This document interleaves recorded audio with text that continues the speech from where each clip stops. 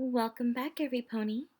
Now, if you recall where we last left off, Inverno had gotten his cutie mark. I'm rather surprised at this, as Sombra didn't have a cutie mark, so I wonder what Inverno's could be. Looks like we're about to find out very soon. Inverno in F minor, written by Cracked Inkwell. Chapter 21, Beethoven the Great, in GB major. 4 violet-hollowed Bs, in which Inverno instantly recognized as a key signature of F minor that was surrounded by a dark blue snowflake, the symbol of the Empire. That was what Inverno saw on his flank. Where did that come from?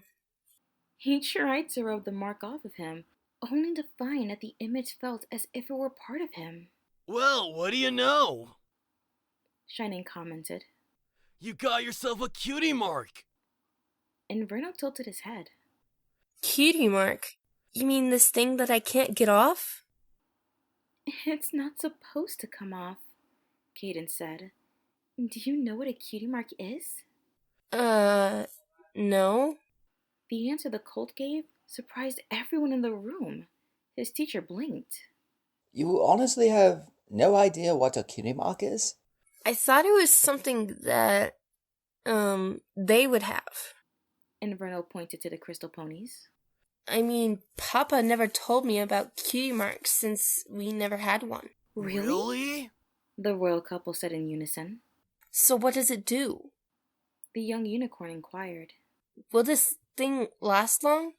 It shows what you're passionate about, Cadence explained. Your cutie mark is something that stays with you for the rest of your life.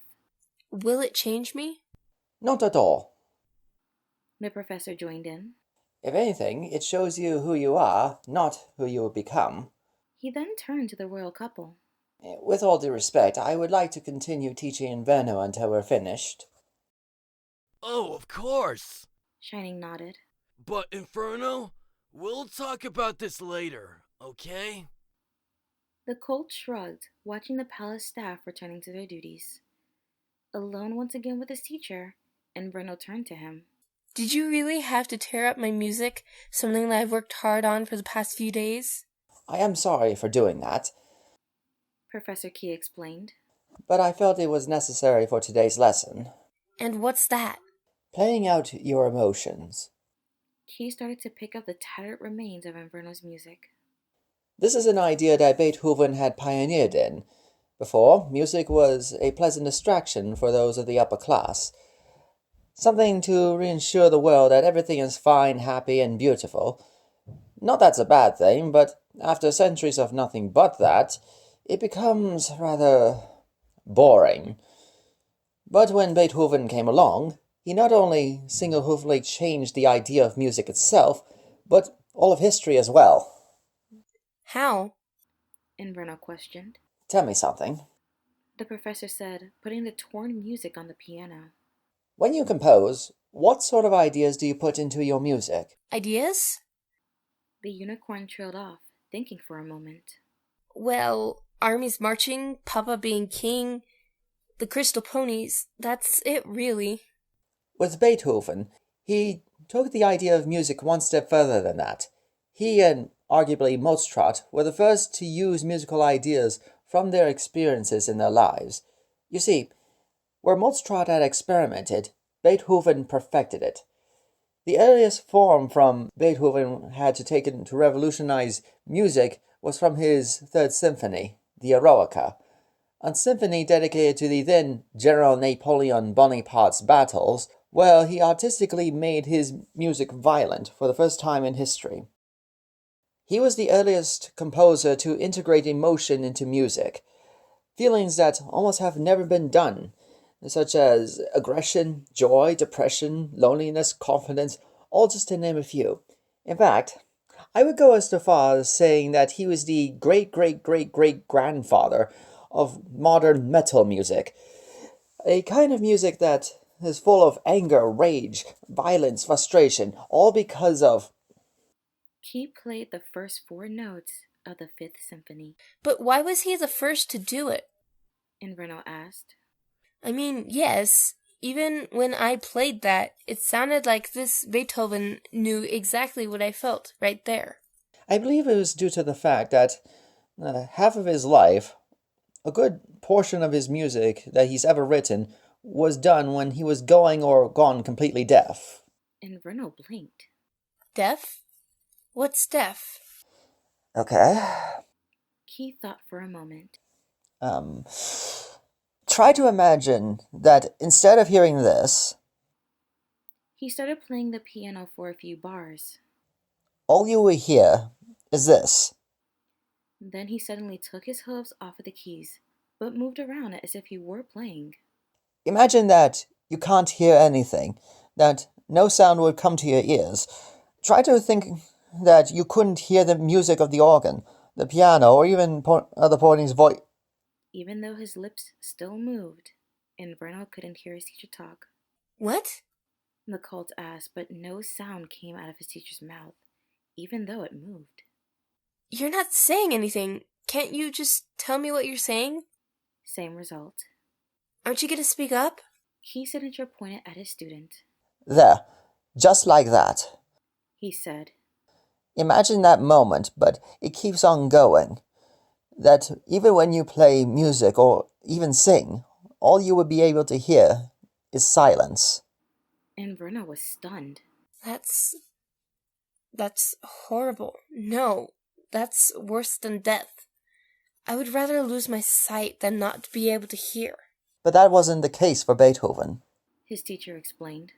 As horrible as that was, by the time he wrote his greatest masterpiece, his Ninth Symphony, he couldn't hear a single note of it.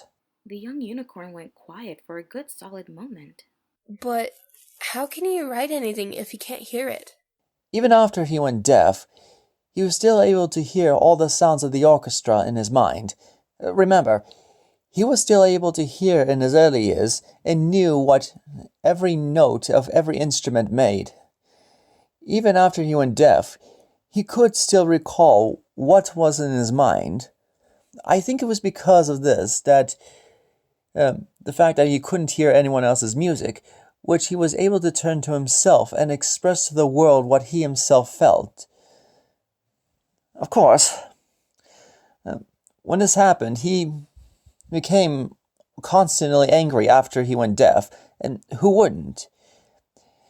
He felt isolated, lonely, even depressed, often depressed, because he wasn't able to hear what everybody else was saying, to the point where they thought that he went crazy, a lunatic, even a monster even. But that did not stop him. Why? The elder stallion put a hoof on the colt's shoulder. Because through music, Beethoven expressed his deepest emotions, his hopes, dreams, and nightmares to the world. It was the only way that he could find true peace of mind. He told music not through how the rest of the world saw it, but from his point of view. And it is because of that, everything, not only in Equestria, but for the entire world had changed. After he died, all the art, from writing to sculpting, even music, became a form of self-expression for all artists. Because of him, Beethoven became the composer's composer. And this concludes Chapter 21, To Inverno in F minor, written by Cracked Inkwell. Well, every pony, I must say, in my own defense, I'm having a little trouble imagining what Inverno's cutie mark actually looks like. But either way, it's gotta be beautiful. And the fact that he didn't know what a cutie mark actually is doesn't really surprise me, actually. Like I said it in the intro, I'm surprised he even got a cutie mark since, as far as we know, Sombra never actually had one.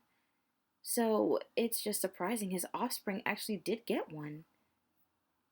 I am kind of looking forward to the talk between Cadence, Shining, and Inverno about what his cutie mark can be, but the talk between Key and Inverno was actually nice.